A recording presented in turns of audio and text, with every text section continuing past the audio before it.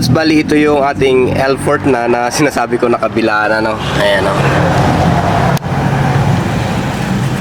Bali, hinapyawan ko lang siya ng itim kasi siya na yung bahala magpipintura dyan eh. Bali, ang ginawa ko lang siya dito, minasilyahan ko lang yan. Ayan. Dito, namasilyahan lang din yan.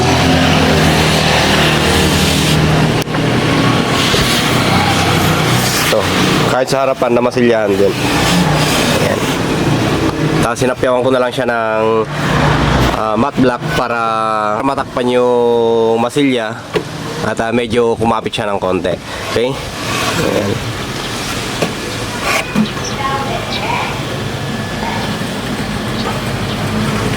Bali, ito yung loob niya, Lodi. Ayan. Ito yung divider ng isang speaker dito. Tapos ito naman yung isang divider niya para dyan naman sa harapan na speaker.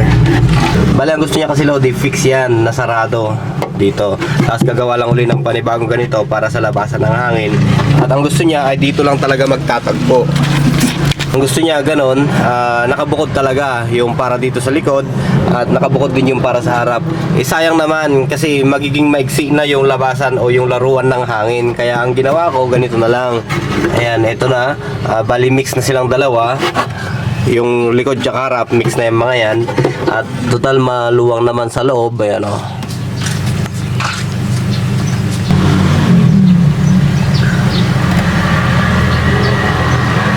Kaya sayang naman yung kanyang laruan ng hangin. Di bali maluwang naman siya eh, ano.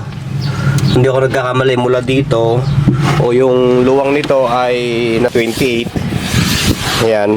Ito naman ay 22. Tapos yung taas niya ay nasa 32. Okay naman siya, Lodi. Yung dating ng audio ay okay naman. Tsaka mas maganda rin kasi kung medyo maluwang yung butas at nakakapaglaro silang mabuti o nakakapagpa-produce tayo ng bass, hindi siya nasasakal. Kaya okay na rin, mas maganda na yung ganyan na meron silang tagpuan dito. Halimbawa, magbigay ng bass man yun, kung ano man ilalagay niyang speaker dyan sa harapan at kung ano man dito sa likod, ay magtatagpo din yung bass nilang dalawa. Ayan. Tapos parehas na sila, join na silang labasan dito ng hangin. Ayan. Yan yung kanyang L-Fort na kabilaan. Ayan siya. Bali, hinapyawan ko na lang siya ng itim, Lodi, na pintura para pagkabinahe niya ay hindi naman paltak-paltak ng masilya. Okay? Bali, nandun yung isang L-Fort niya. Ayan.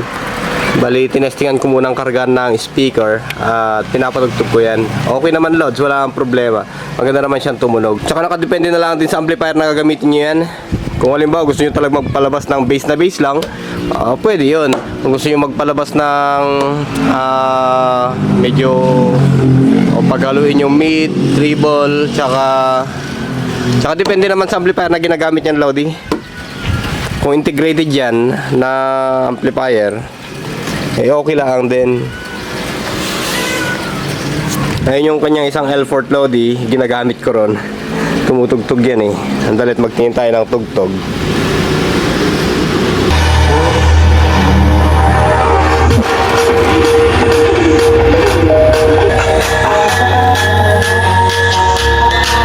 Madali lang na maggawa ng mga box, Lodi, sa inyong sariling pamamaraan, DIY box. Basta kunin nyo lang yung speaker mismo, yung sukat ng speaker, gawan nyo na siya ng frame. Ayan. Ayun, may pattern na kayo. Ito lang kasi, medyo tumaas lang siya, itong L-Port na to. Ayan. Medyo tumaas lang siya dahil nga nag-additional siya dito. Ayan. Tapos ito, nag-additional siya. Okay. Maganda siyang tumunog, Lodi. Yun nga, ngayon lang din ako nakakita ng ganitong L-Port na kabilaan. Mostly kasi ang mga speaker, lalo na pagkadalawa, dalawa yung speaker sa isang box, syempre magkatabi yan. Ayan. Magkatabi. Sa likod, sarado talaga para yung bass ay papunta dito. Pero yung ganitong design ay okay naman. Feeling ko nga mas malakas pa yung bass niya eh. Parang dinoble, tapos isahan na sila dyan. Ayan.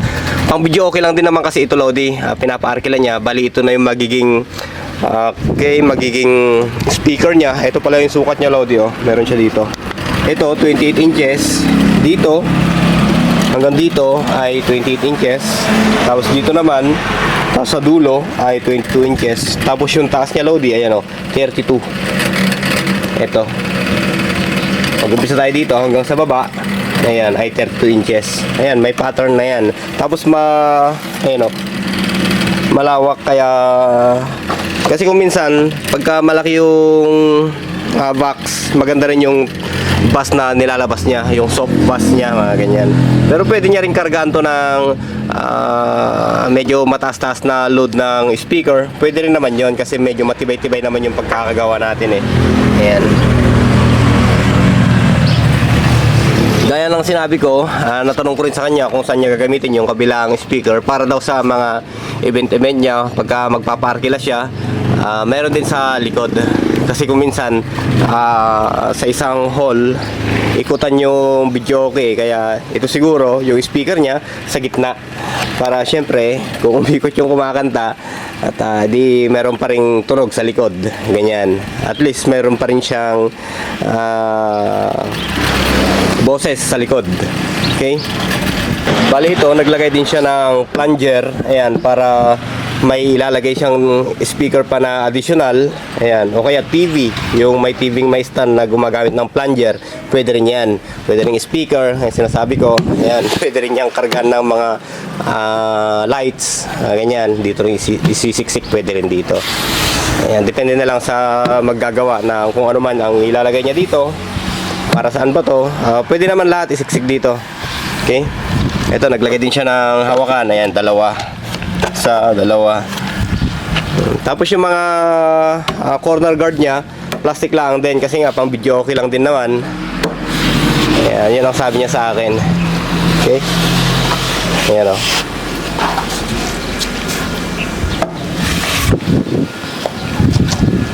Mamaya kukunin niyo na to. Bagong setup, guys.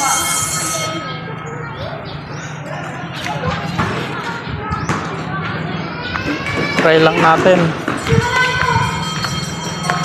May speaker din dito.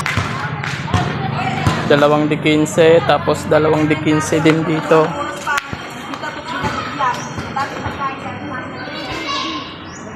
Tapos dual 8 din yan, dual 8 na speaker.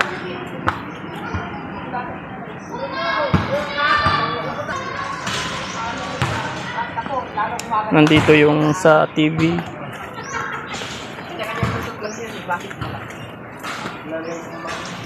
Nandito pa yung isang TV.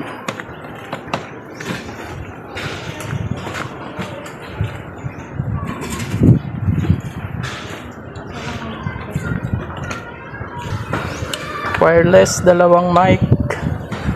At may isang wire na mic, bali tatlo yung mic.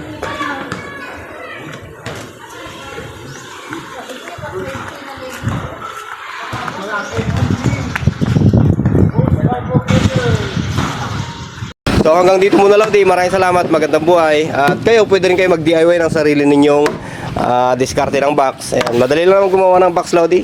Ba't nyo papahirapan yung mga sarili nyo sa mga sukat-sukat na yan? Basta importante, hindi naman nagkakalayo sa sukat. Pero hindi naman totally atin tong design na to.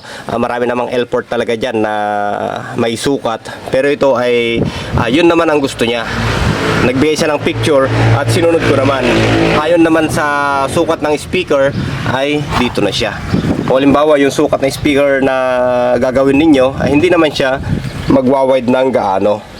Basta yung katamtaman lang na laki. Tapos ayan, yung haba niya, ganyan. Siyempre nagpa-add siya eh. Kung yung L-port talaga, dito lang yan. Siyempre nagpa-add siya ng mga ilalagay-lagay dito, kaya tumaas siya ng konti. Pero okay naman, maganda naman yung pagkakataas niya. Okay, so hanggang dito muna, Lodi. Maraming salamat, magandang buhay.